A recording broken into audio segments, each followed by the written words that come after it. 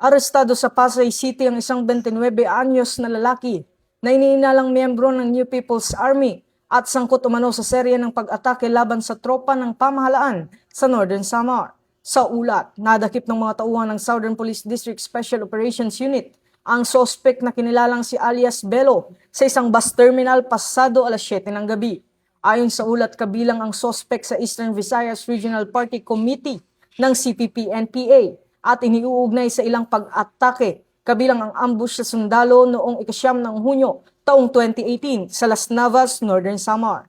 Sinabi rin ng SPD na top 8 most wanted ang suspect sa nasabing probinsya at nahaharap sa kasong attempted murder mula pa noong 2021. Halos 5 taon umanong nagtago ang akusado at pansamantalang namasukan bilang security guard sa Metro Manila bago na aresto habang patungo umano sa Olongapo. Sa kasalukuyan nasa kustudiya ng SPD ang suspect habang hinihintay ang commitment order mula sa korte. Patuloy naman ang pinaigting na operasyon ng PNP laban sa mga wanted persons at armadong grupo habang hinihikayat ang publiko na makipagtulungan sa pamamagitan ng pagbibigay ng impormasyon upang mapanatili ang kapayapaan at seguridad sa bansa. Ito ang bagong PNP para sa bagong Pilipinas, serbisyong mabilis, tapat at nararamdaman.